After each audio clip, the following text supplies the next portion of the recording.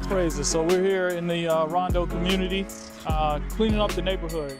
This is an area that has a lot of poverty, a lot of drugs, and gang violence, and the community has kind of gone down over the years. But this is a historic Rondo community where it's a black community within the St. Paul area of the Twin Cities. And we just want to come out and show our people a good example of making sure that we're cleaning up the neighborhoods so that we can live in a clean community.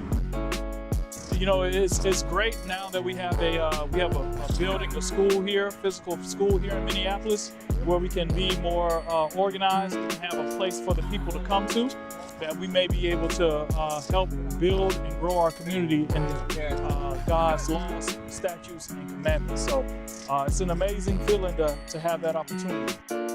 So as we've come out to the community, they have been very open.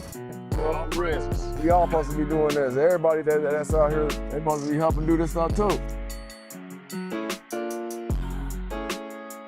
So all praises be to the Most High, to our leadership, giving us the vision, and we're now executing upon it.